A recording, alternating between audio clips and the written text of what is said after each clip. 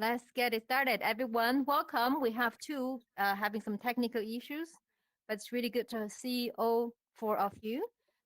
So let's start a discussion. So Hello. today we're going to be talking about, is reality finished? Well, with this really nice sunset or sunrise as our background, let's talk about how technology and metaverse and AI is going to impact society. Right. So I'm going to kick off the question just by asking you, like, have you actually been in a situation like this before, interacting with another human in VR like this? And do you have any memorable, surprising stories to share? But when you're doing that, can you also please very briefly introduce who you are? Because some of the audience might not know exactly what you do. So let's start with Joanna, shall we? Yes, of course. So I'm Joanna. Hello, everyone. And I am a researcher in the audio technology team at Eurecat in Barcelona. It's a research and technology center. And we are a part of the Guest XR project. And this is how I ended up in this virtual room with you. And yeah, talking about experiences in VR, yes, I had a chance to interact a few times in a room like this, quite similar. And I think apart from weird poses of avatars, like I don't know how my pose how my hands look like at the moment, but it's I think in my from my experience it can be quite funny. But apart from that, what always surprises me is how fast we can actually feel that we are in a place with other beings, with other creatures, let's say, or yeah, avatars, and that really, of course, I mean, for me, it's still quite effortful to be in VR for a long time. There's a lot of I think things that we have to infer from like missing information because the VR it's still I would say it has a long way to go to look like real world, but this kind of social presence is instantly there. I really feel like we are here together. So yeah, so that is always surprising, and today I'm again surprised. Yeah. Brilliant. Thank you, Joanna. Wojta, do you want to, follow on? Sure. Yeah. So I'm Vojta. I'm a PhD student at Maastricht University at the Brain and Emotion Lab. So I'm work in neuroscience, and we do a lot of research on also combining VR. And actually, my kind of observation relates to what Joanna was just talking about, because so I do a lot of studies where participants are in VR, and always at the beginning they have to do kind of an embodiment exercise to get familiar with the bodies and the environment, and make it feel like the virtual reality is as real as possible. And then at the end of the experiment, we also always ask them, how real did it feel? And I've seen, when I find it very interesting, such a wide range of responses to this, that there are kind of some people who very easily feel embodied and like start to believe that this virtual environment is very real. I think I'm one of these people. Like, to me, I don't even need the embodiment exercise. I think as soon as I'm here and kind of the hand vaguely moves in the same way as my hand, I'm in, I'm sold. This is super real to me. But then there are some people, right? Like, you do whatever you want and it's as hyper realistic as possible. And they're like, no, I know that I'm wearing a headset. So this is just nothing to do with reality to me.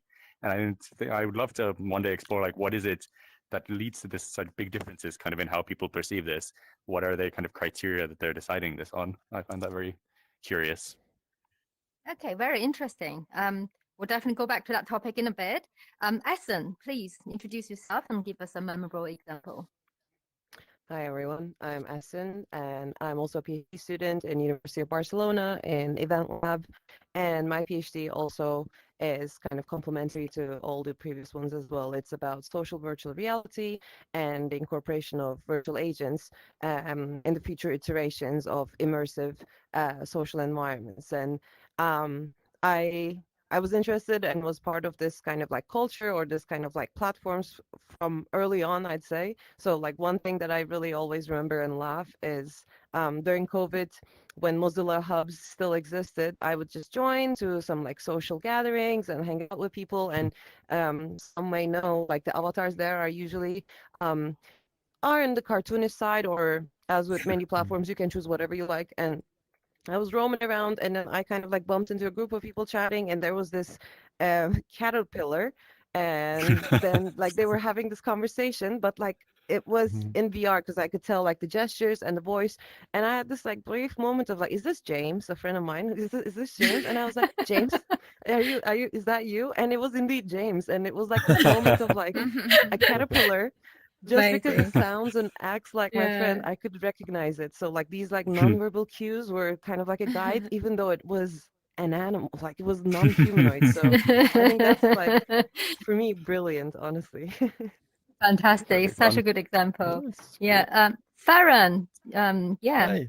Anything from you? Yeah. Hi. So thank you. Please. So welcome everyone. So I'm Ferran Argelaguet. So I'm a research scientist at INRIA, and we are, I mean, in our research team, we are working on blending realities. So basically, how you can transition between real, augmented, and let's say virtual reality. So this social interaction is something which I believe that it will be extremely important in the future. So in this respect, I mean, I guess that one of my first experiences in this kind of social VR environment was in right after the COVID started. So we have this big conference of VR, and they kind of set a kind of a virtual environment which we can kind of share and discuss with the community. And it was Mozilla Hubs, as you were saying, as you said. So it's kind of cartoonish style, but I still have these vivid memories of, I mean, where we set up the environment because we were kind of presenting one of our works in Mozilla Hub. So we had our hubs for us. So we set up the environment. I still remember the couch that we set there, and I still remember all the colleagues that I could exchange with them. So it's kind of I was there, and I think that was a really really amazing experience. And like today, I mean, we really feel that Essent and Pocha Yeah. and Just Joanna being and together. Mhm. Darian, you are here, Mhm. and Julia. So yeah, it's great. Yeah, fantastic. Yeah, I've only met some of you in person, but I Mm. know that next time if I see any of you in real life, I'm sure it will feel very different. Yeah. Darian, yeah. Yeah, Can you hear thanks so us, much. Darian? So Yeah. Okay. I can hear you. Yeah, can you hear me? Yeah, yeah. Yeah, Yeah. that's fine. Yeah, Great. okay. So yeah, so I'm Darian Meacham. I'm a professor of philosophy working at Maastricht University.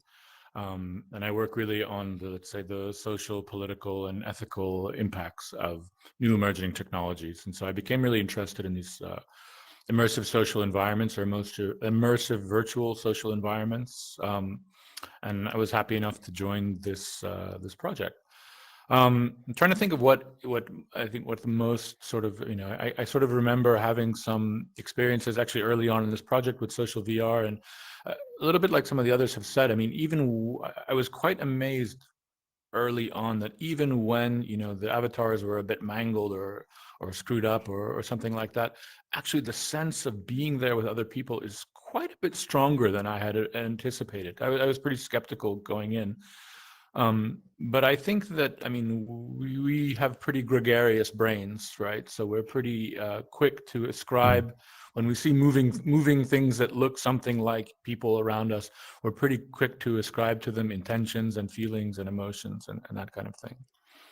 I think the first experience I had with virtual reality wasn't in a social immersive world, was doing a sort of, I think it was a poverty experience that had been designed at Stanford.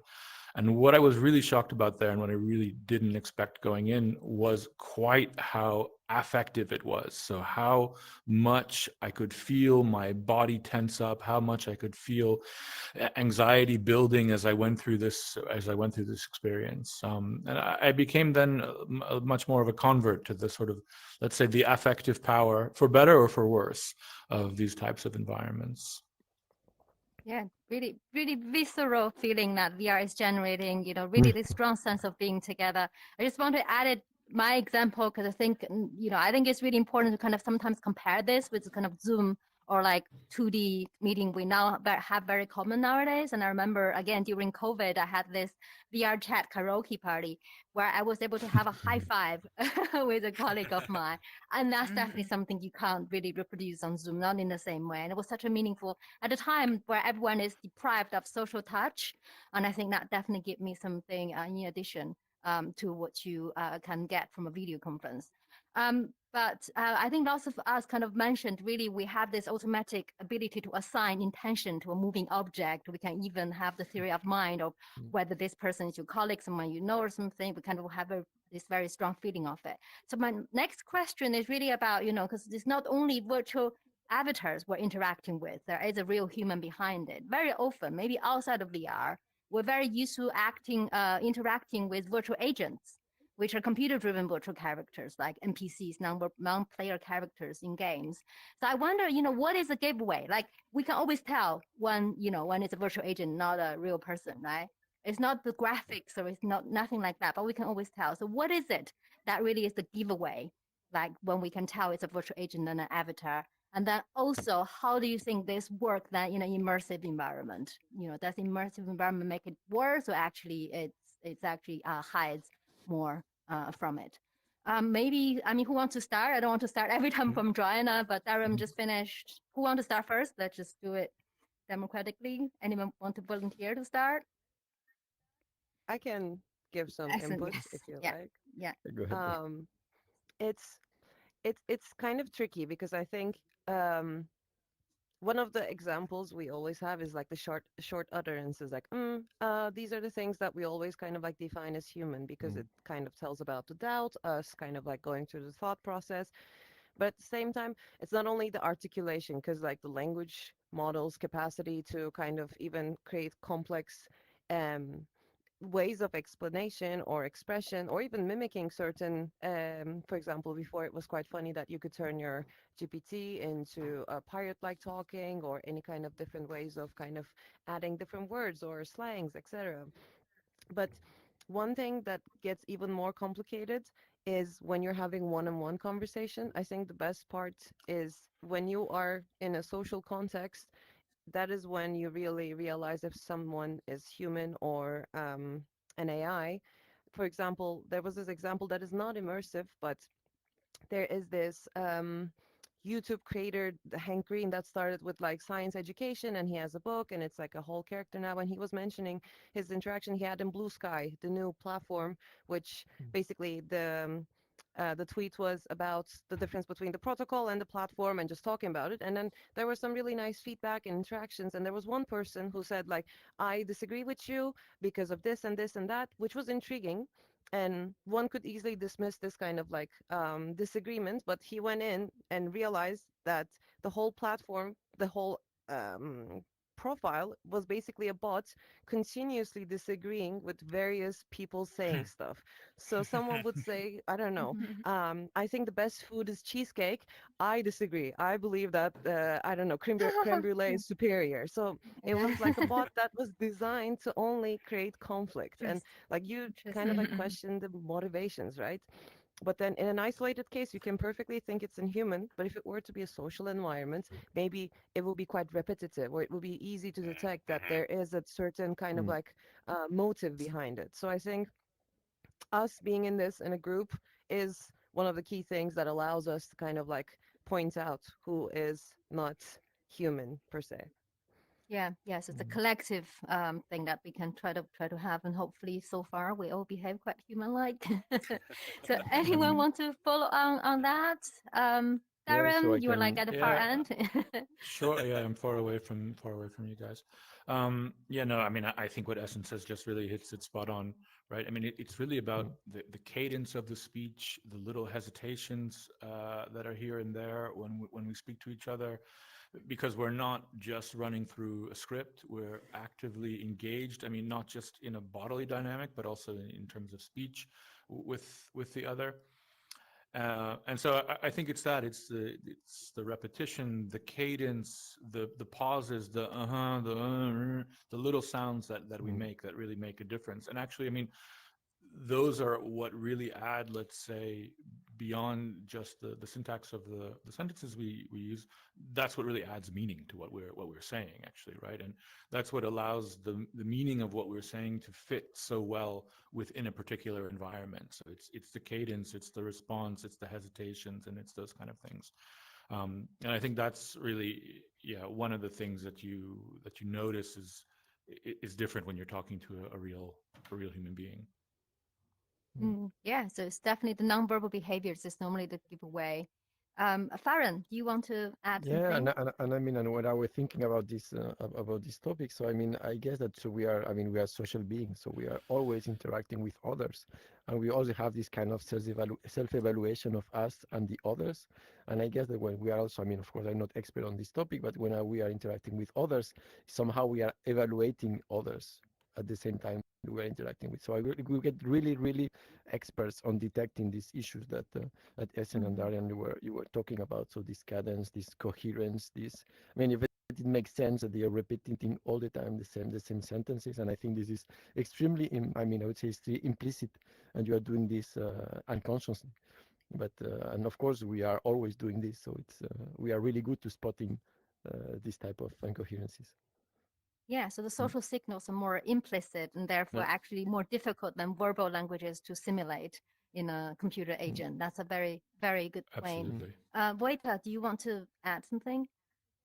Yeah, sure. I had 2 points. I think one thing that I would also add to kind of how you can distinguish agents versus avatars maybe is kind of the range of responses you have almost. Or like the concrete thing I think of was when Joanna was speaking at the beginning and introducing herself, there was some sort of like bassy sound from over there.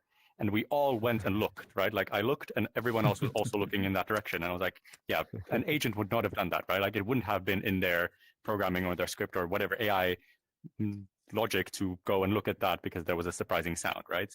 And I think something like this kind of, and not that I want to get into a debate about free will, but like something more in that direction, right?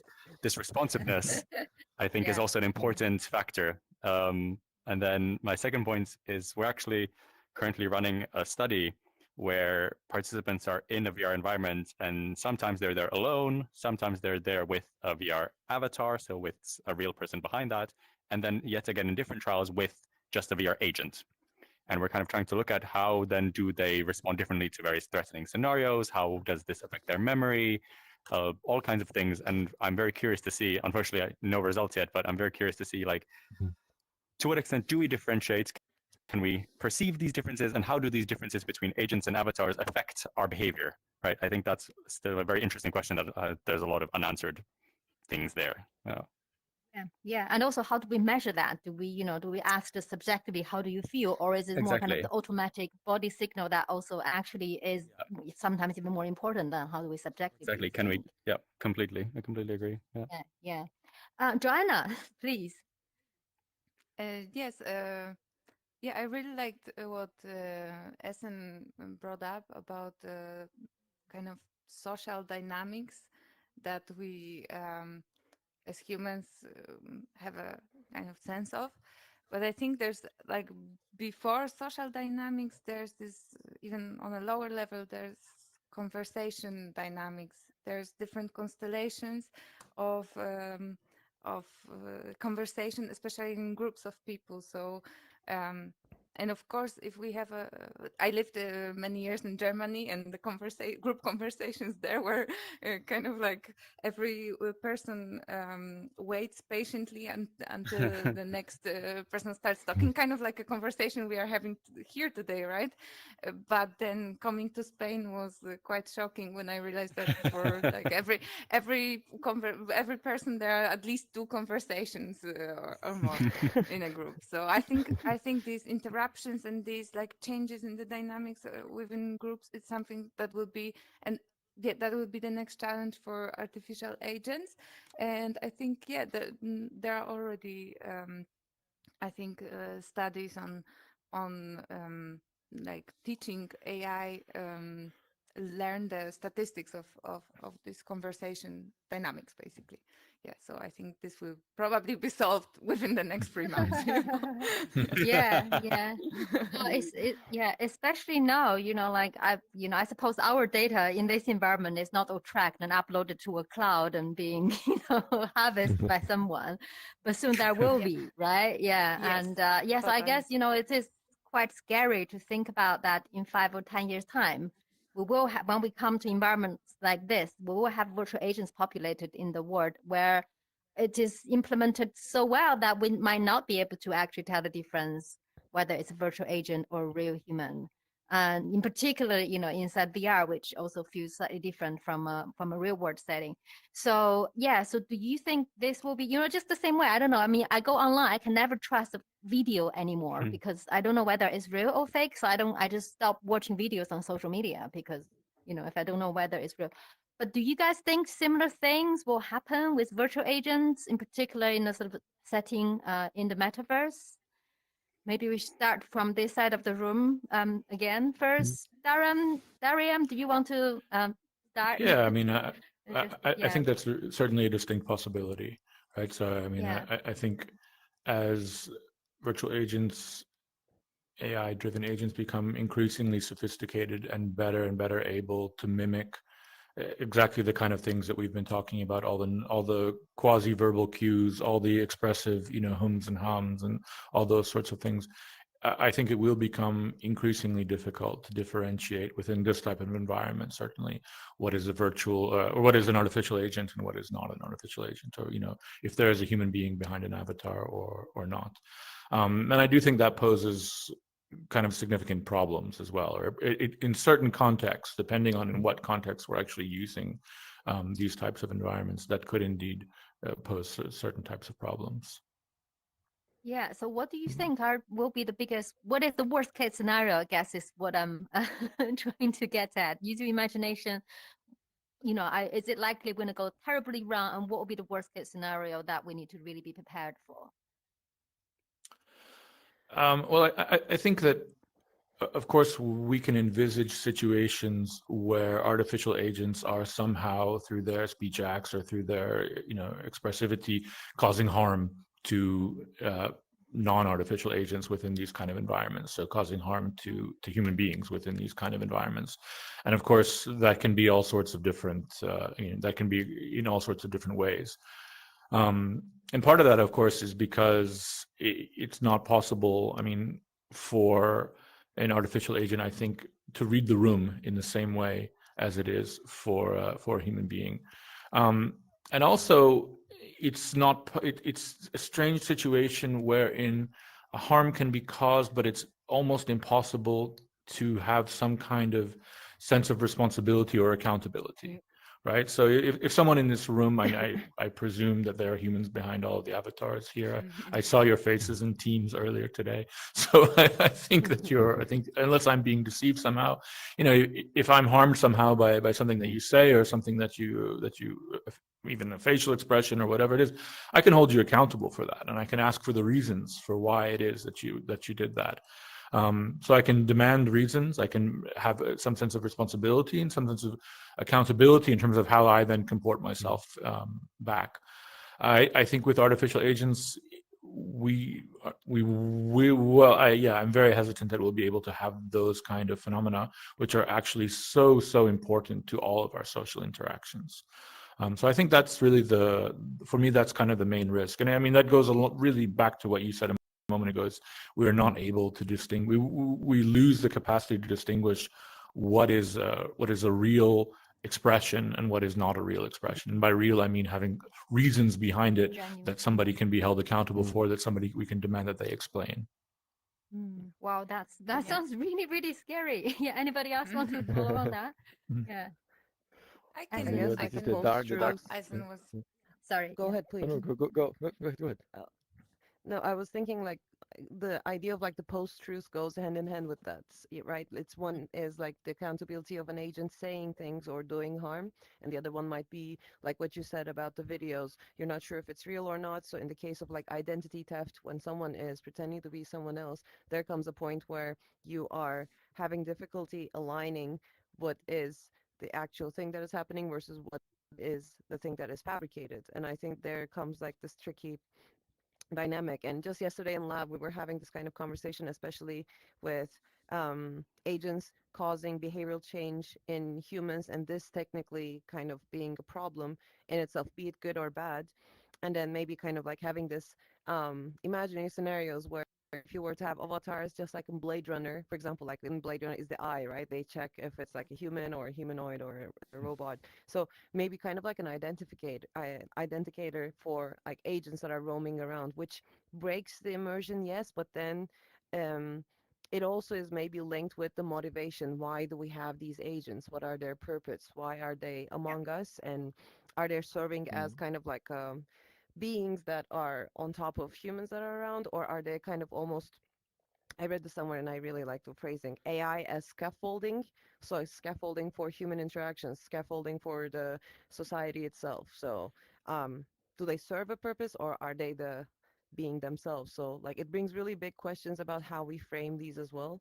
And doesn't bring an easy answer, sadly.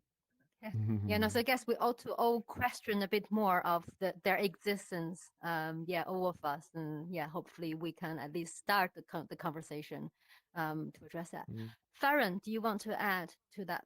Yeah. So I mean, I think Yeah. it's also resonates with this notion of trust and whether we know whether what we're interacting with an agent or with a human. I think this is really important because I guess you understand and you will, assimilate what you discuss with this agent or this human in a different way.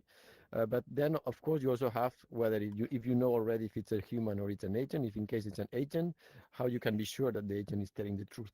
I was telling, as Darian was saying, it's trying to harm myself. It's telling me something which is wrong, or it's Oh, Is it just me, or he just so whether we yeah, are. no, sorry, no. Farron, we Yeah, I think couldn't I hear you froze for for a the while. past I'm 10 back. seconds. Yeah. Can you just repeat the Okay, past sorry. 10 What seconds? I Yeah. You were talking Yeah, about let me see trust what and I maybe. agent. Yeah, so basically the trust whether you also, I mean, the trust whether I know if it's an agent or a human, but then is the trust whether if it's an agent, so what this agent is telling me. I mean, I can trust what this agent is telling me. The agent, as Darian was saying, it might want to hurt me, or maybe not on purpose, but might say something which is, I mean, but it might seem harmless, but for me it's really problematic. So I think this is one also another thing. But Yeah. here I think if our imagination can run really wild and find a lot of really dark Yeah. Yeah, dark but I really issues like this on this respect. this point you make about trust is, we ought to be able to, have some kind of, way to make sure that we all know whether we're interacting with a human or agent, but which Mm. I would imagine whenever I see a video, there should be a, false label to say whether this is a fake video, Mm. but there isn't. Right. So it's just fake video over social media. So, Mm. I'm waiting for some regulation to come out on that Right. front before Exactly. we even can start this conversation. Yeah, this side of the room, Joanna, Boita, yes, Yes, please. I can start. So I guess I will add to what was already said before, but I think those agents that we will be able to meet in the metaverse, they will have, they will all have some individual agendas that probably are kind of steered by the agendas of people. Yeah, it was a good question. Like, what's the purpose? Because I don't think there will be avatars just like floating, or like this agent floating around and I don't know, offering free hacks, no, just being there for without a reason.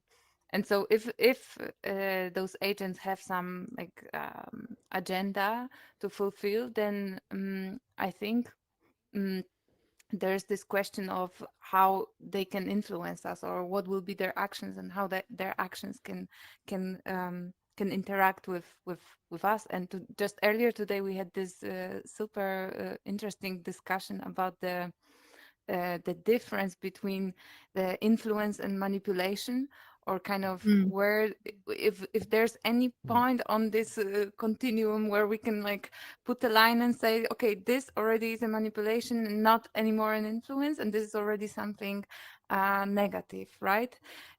I think it's not an easy answer, because I think someone has said earlier today that the manipulation is defined as so the difference is the intention, basically. So if manipulation is like causing some kind of harm to the person who's being manipulated, um, but this doesn't have to necessarily be the objective of the agents, because the objective of the agents might be something very simple, um, like the example from the social media, where the objective of the, let's say, artificial agents is just to maximize this screen time. It So that objective doesn't seem harmful in the first place, but then the way the AI kind of finds patterns to fulfill that objective, this is where we have no control. And actually, maybe it will give you, like, we all know it from social media, that actually it is happening, that social media is, for example, giving us content that is like triggering some kind of obsession to maximize the screen time. I think this is happening, and it's bad. It's clearly not okay. So I think even if we can control like how those agents are created, we cannot really control the um, strategies that they will find. And I think this is scary, yeah, because they can discover some really nasty strategies to do what they need to do. Yeah.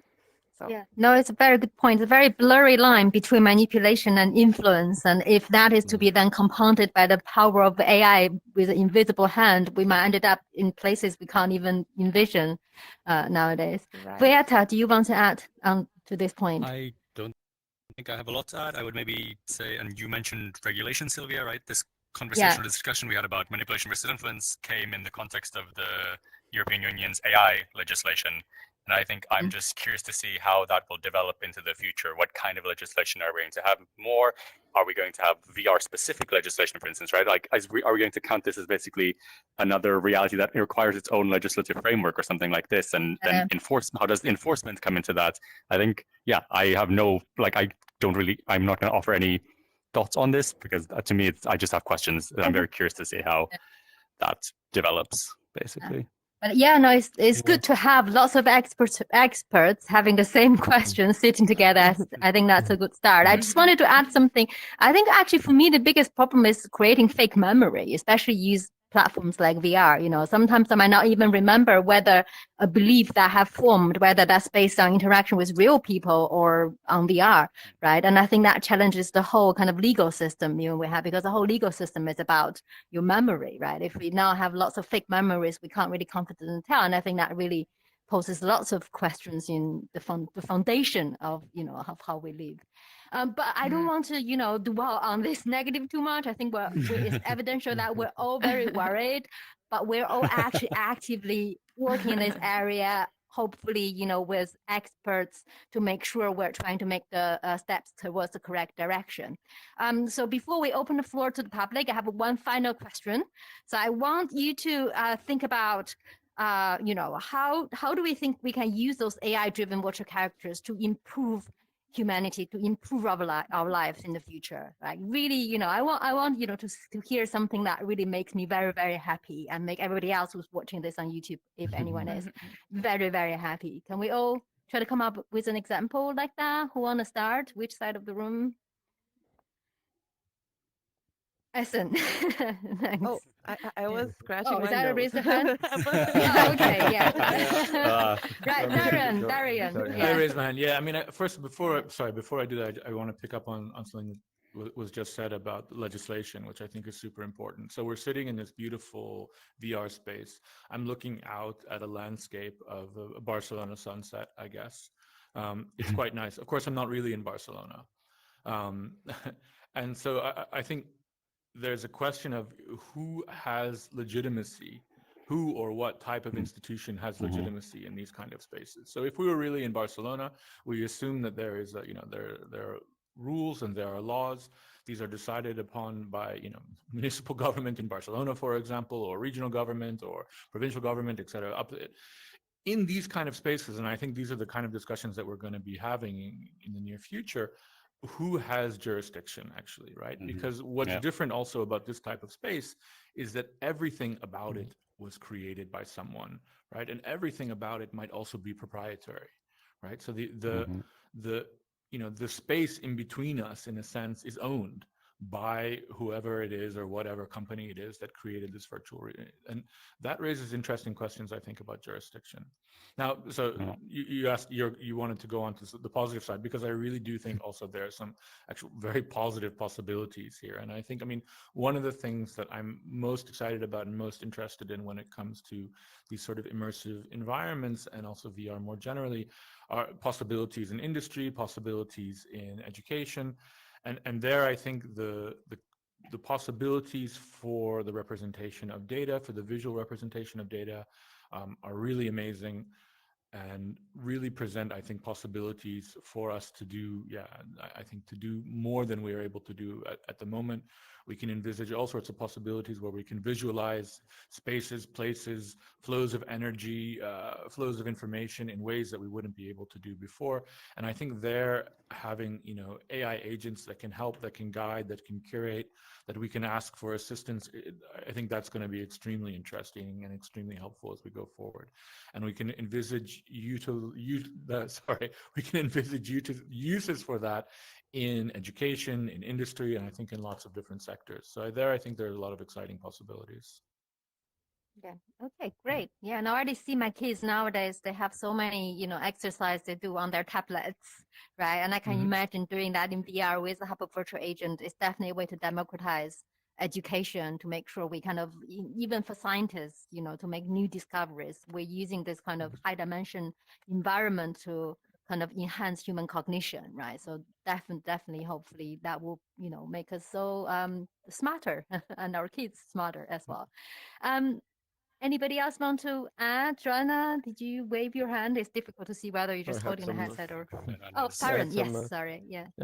Yeah, for me, I think the most interesting part, so my initial background is really human-computer interaction, so really to make systems that humans can use and be more, let's say, more usable for humans. And I think that these AI agents, somehow they use the perfect interface. So, I mean, it's an interface in which we can talk as we are talking together now, and they will understand us and deliver what we are asking to do. So it's a kind of a way to express and mediate with the computer in a kind of transparent way. And I think that's one of the reasons why, for example, ChatGPT I think is so interesting, because you have this dialogue. You can talk with him like you would talk with someone else. Of course, you need to learn how to talk with this agent, but as soon as you start learning how to take advantage of this agent, you can, I mean, it's extremely powerful with it. And as Darren was talking about, I mean, it can be your assistant. And, you know, it gives you unlimited knowledge, so to speak. Of course, you need to trust what the agent is telling to you. But I think it's kind of a really, really amazing interface to talk with knowledge and to learn new things and to assist you in your daily. Yeah.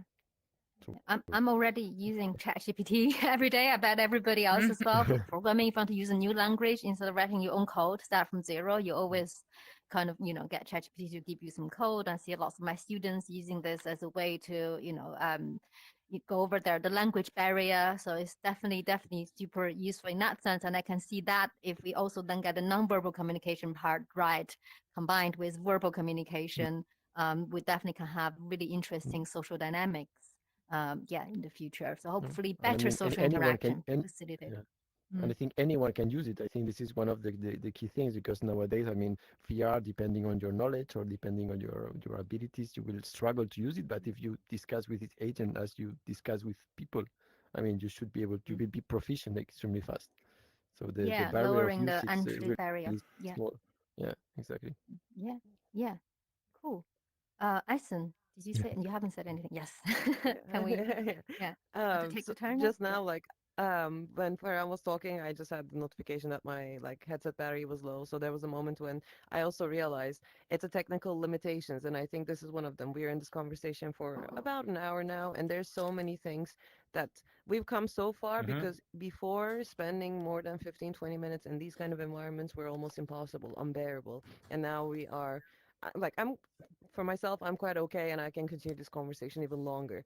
But then there's a technical limit, right? The headset was like, okay, I might not be able to support you in that. And I think that's one of the things where we are seeing this rapid development with also so many limitations at once. It's fascinating how far we've come so far, but I hope that like two things. When it comes to the immersiveness part, I think VR is great, like what Darian said about like being in Barcelona, the ability to it, and then what implies and comes with it. But at the same time, I think augmented reality, where you stay where you are physically, but then any kind of virtual element joins you in that space, also holds great potential when it comes Mm. to incorporating any kind of AI modalities into our future. So that allows us for more spatial learning, more situated situations. So that can really genuinely augment the reality that we are in. And I think that's really something that I'm excited in. And another thing is eventually, inevitably, the advances in AI mainly been in the language part, like large language models, and slowly we're seeing some new inputs with multimodal language models or multimodal learning. So I think what we've said so far for nonverbal cues or any kind of other signals that are crucial when it comes to communication, education, technology. I think when AI actually finds a way to incorporate these simultaneously along with conversational dialogue, I think there'll be a time that we can actually benefit from it in so many ways, that on individual cases, both for training ourselves to, for example, taking care of our data, what it means, what we're sharing, all these kind of informational stuff, but at the same time, rehabilitation, um, disabilities. So it holds great potential if done right, and that's the part that I'm really looking forward to. Yeah, brilliant. Yeah. This side of the room, do you have any examples and to add? Beata, do you want Sure. to start? Yeah. Mm. Yeah, sure. I start. I mean, I think already in psychology and neuroscience, so my fields, the VR has proved immensely useful because it allows us to run experiments, right, that you really couldn't really do in reality, or you would have to at great expense, right? So it kind of facilitates, allows us to explore things and behaviors that humans have and their neural correlates in scenarios that were unimaginable in 10 years ago, right? And I think this is really exciting and is only going to grow more and more as the technology gets better and easier to use. And similar to that, and kind of following up on what everyone's been saying, I think there's also a lot of potential in terms of creative expression. And now, especially with augmented reality, like Ethan was just mentioning, I think augmented reality is going to be huge for visual arts in the future. And hopefully, as the technology becomes more accessible and cheaper and more widespread, then this is just going to open the opportunities to get creative to so many people who maybe wouldn't have access to that before. And I'm very much looking forward to seeing what kind of cool art is going to come out of that in the future. Yeah, exactly. I mean, I don't know. Have you tried 3D drawing where you just draw like this? I think Gravity Sketch was one of I them. love it. Yeah, it's just so different. Yeah, no Yeah, skills exactly. required. Almost everyone can just start creating, and it feels Yeah. just so so embodied. Yeah, And I love Joanna. exactly right. Like Yeah, sorry. no. Finish, Vojta. No, Yeah. I was echoing Sylvia that I think it's cool and no skills required is great. More art where you can feel like that, right? That's Yeah, awesome. yeah. So Yeah. about freedom. Yeah, Yeah. Joanna. So Yeah. yeah, I was thinking about a little bit more specific example, which is I would say in general cultural exploration or anthropology.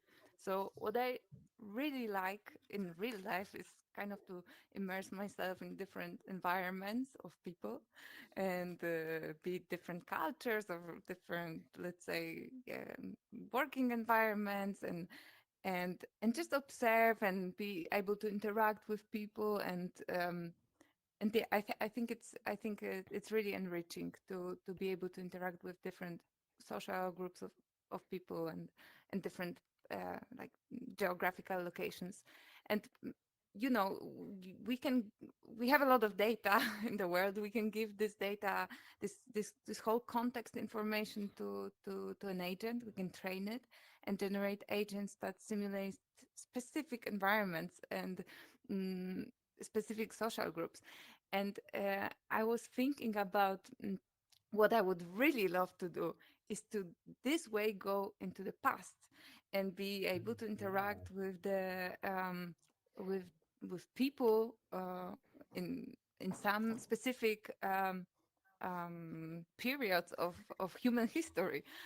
we have, I mean, starting from some time, we have a lot of books, we have a lot of documents, maybe images, pictures, like architecture, and if all that context information can feed the behavior of the agents, I would love to just go there and just interact and see what kind of, I don't know, what concepts do these people understand from my world, and um, what what reactions do they give. I think of course it wouldn't be exactly going to the past, but it would be kind of like a summary of all the knowledge that we have, and yeah, maybe like exploring society from inside out and society in history. So yeah, so I was just thinking about this, that I would really look forward to try it out.